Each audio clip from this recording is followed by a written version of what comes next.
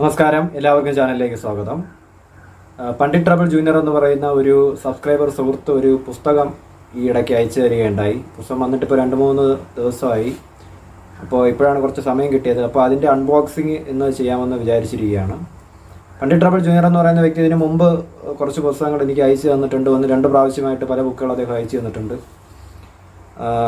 അപ്പോൾ ഈ ഒരു പുസ്തകം അദ്ദേഹം എഴുത്തുകാരനോട് പറഞ്ഞിട്ട് എഴുത്തുകാരൻ നേരിട്ട് അയച്ചു തന്നതാണ്. അതിൻ്റെ പൈസ കൊടുത്തതും മറ്റു കാര്യങ്ങളെല്ലാം ചെയ്തത് ഈ പണ്ഡിറ്റ് ട്രബിൾ ജൂനിയർ എന്ന് പറയുന്ന വ്യക്തിയാണ്. അപ്പോൾ പുസ്തകം ഞാൻ വന്നപ്പോൾ തന്നെ പൊട്ടിച്ചു. അതുകൊണ്ട് തന്നെ അത് പൊട്ടിച്ച് നോക്കി. എന്നാലും ഒന്നും കൂടെ അതിൻ്റെ ഒരു അൺബോക്സിങ് ചെയ്ത് പുസ്തകങ്ങൾക്ക് പരിചയപ്പെടുത്താമെന്ന് കരുതുന്നു. അപ്പോൾ ഇങ്ങനെയാണ് വന്നത്. ആദ്യം പുസ്തകം എൻ്റെ പോസ്റ്റിൽ വന്നതാണ്.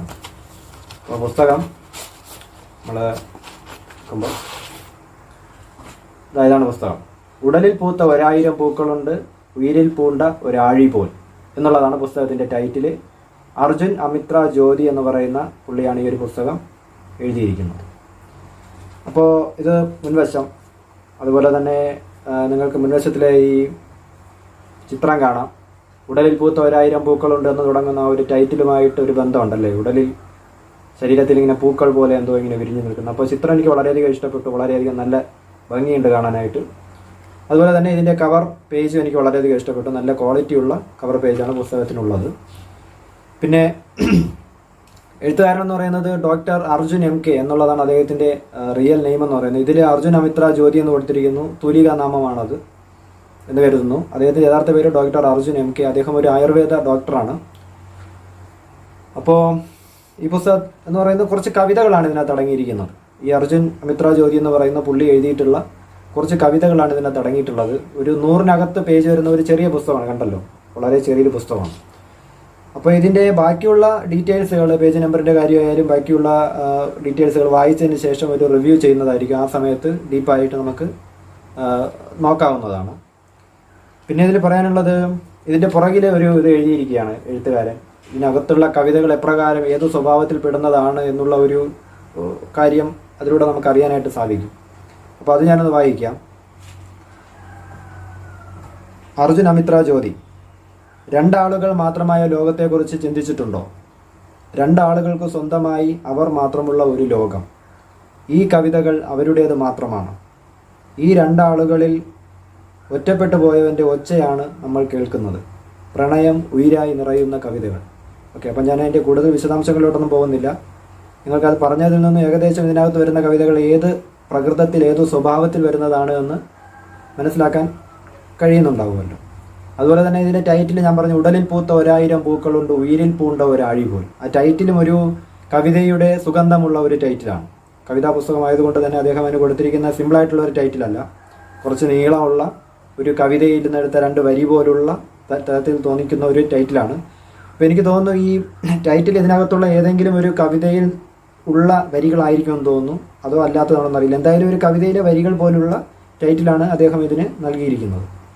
പിന്നെ പുസ്തകം തുറക്കുമ്പോൾ ഇങ്ങനെ കൊടുത്തിരിക്കുന്നു, with best compliments from Pandit Trouble Junior. Pandit Trouble Junior വഴിയാണല്ലോ പുസ്തകം അയച്ചു തന്നത്. അപ്പോൾ അദ്ദേഹത്തിൻ്റെ ആ ഒരു എഴുത്തുകാരൻ്റെ കൈപ്പട കൊണ്ട് ഇങ്ങനെ എഴുതിയിരിക്കുകയാണ്. അപ്പോൾ എത്രയാണ് ഇത് ഉദ്ദേശിക്കുന്നത്? അപ്പോൾ എനിക്ക് പറയാനുള്ളത്, പണ്ഡിറ്റ് ട്രബിൾ ജൂനിയർ എന്ന് പറയുന്ന വ്യക്തിക്ക് വളരെയധികം നന്ദി. അദ്ദേഹം ഒരുപാട് പുസ്തകങ്ങൾ എനിക്ക് ഫ്രീ ആയിട്ട് അയച്ചു. എനിക്ക് തോന്നുന്നു ഇപ്പോൾ എല്ലാം കൂടെ ഒരു 1000-നും വെളിയിൽ, 1500. 2ാമത്തെ പ്രാവശ്യം അയച്ചപ്പോൾ പുസ്തകങ്ങൾ തന്നെ എല്ലാം കൂടെ ഒരു 1000-ന് വെളിയിലുണ്ടായിരുന്നു എന്ന് തോന്നുന്നു. ആദ്യം അയച്ചതും അങ്ങനെയാണ്.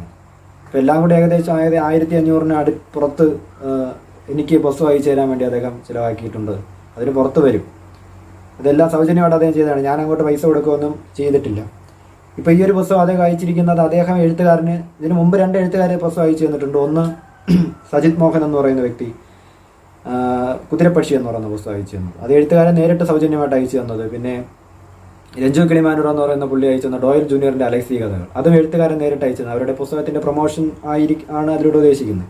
ഇത് എഴുത്തുകാരൻ നേരിട്ട് അയച്ചതല്ല, മറിച്ച് നമ്മുടെ പണ്ഡിറ്റ് ട്രബിൾ ജൂനിയർ പുസ്തകം വാങ്ങിക്കാൻ താല്പര്യപ്പെടുന്നു. അദ്ദേഹം 2 കോപ്പി, ഒന്ന് അദ്ദേഹത്തിനും പിന്നെ ഒന്ന് അദ്ദേഹം എഴുത്തുകാരൻ വഴി അദ്ദേഹം പൈസ അടച്ചിട്ട് എഴുത്തുകാരൻ അയച്ചു തന്നു എന്നുള്ളതേ ഉള്ളൂ. പണ്ഡിറ്റ് ട്രബിൾ ജൂനിയർ എന്ന് പറയുന്ന പുള്ളിയാണ് അതിൻ്റെ പേയ്മെൻറ്റും എല്ലാം കൊടുത്തതെന്നുള്ളതാണ്. അപ്പോൾ ഈ ഒരു പുസ്തകത്തിൻ്റെ റിവ്യൂ വരാനായിട്ട് നല്ല സമയതാമസം എടുക്കും. എനിക്കൊരു എക്സാം ഉണ്ട്, ഇനിയിപ്പോൾ MA എക്സാം ഉണ്ട്. അതിപ്പം ജൂണിലോ ജൂലൈയിലോ ആയിരിക്കുമെന്ന് തോന്നുന്നു. കോവിഡിൻ്റെ ഇപ്പോഴത്തെ അവസ്ഥകൾ വളരെയധികം മോശമാണ്. കോവിഡ് വളരെയധികം കൂടിക്കൊണ്ടിരിക്കുന്നത് കൊണ്ട് തന്നെ എക്സാമിൻ്റെ ഇപ്പം അവർ പ്രഖ്യാപിച്ചിരിക്കുന്ന സമയമൊക്കെ മാറ്റി വയ്ക്കും. തീയതികൾ മുന്നോട്ട് വീണ്ടും പോസ്റ്റ്പോൺ ചെയ്യുമെന്നാണ് വിചാരിക്കുന്നത്. അതുകൊണ്ട് തന്നെ ആ ഒരു എക്സാം കഴിഞ്ഞതിന് ശേഷം ഏത് മാസത്തിലാണോ, ജൂണിൽ കഴിയുമെന്നാണ് പറയുന്നത്. ജൂണിൽ അല്ലെങ്കിൽ ജൂലൈയിൽ അത് കഴിഞ്ഞിട്ടാണ് വരുന്നതെങ്കിൽ ആ ഒരു എക്സാം കഴിഞ്ഞതിന് ശേഷം ചെയ്യാമെന്നാണ് വിചാരിക്കുന്നത്. ഇപ്പോൾ ഒട്ടും തന്നെ സമയമില്ല. പിന്നെ പുള്ളി അയച്ചു തരാമെന്ന് ഇങ്ങനെ മെസ്സേജ് അയച്ചത് കൊണ്ട് ഞാൻ അതേപോലെ പറഞ്ഞതേ ഉള്ളൂ. എനിക്കിപ്പം വായിക്കാനും ഒന്നിനും തന്നെ ഒട്ടും സമയമില്ലാതിരിക്കുന്ന ഒരു സമയമാണ്. പക്ഷെ പുള്ളി അയച്ചു തന്നുകൊണ്ട് എടുത്തെന്നുള്ളൂ. ഇതിപ്പോൾ ഞാൻ വായിക്കാൻ തുടങ്ങിക്കഴിഞ്ഞാൽ 100-നകത്തെ പേജേ ഉള്ളൂ. എങ്കിലും കവിത ആയതുകൊണ്ട് നമുക്ക് മനസ്സിലാക്കാൻ പാടാണ്. അതുപോലെ റിവ്യൂ ചെയ്യുന്ന ഒരാൾക്ക് കൂടുതൽ വായിക്കേണ്ടി വരും.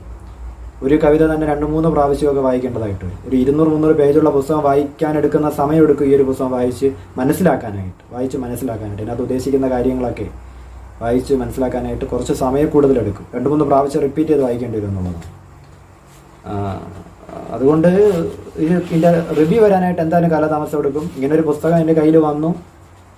അതിൻ്റെ റിവ്യൂ ഇപ്പം കുറച്ച് നാളുകൾ കഴിയുമ്പോൾ വരും എന്നുള്ള ഒരു കാര്യം മാത്രമേ എനിക്ക് ഇപ്പോൾ പറയാനുള്ളൂ.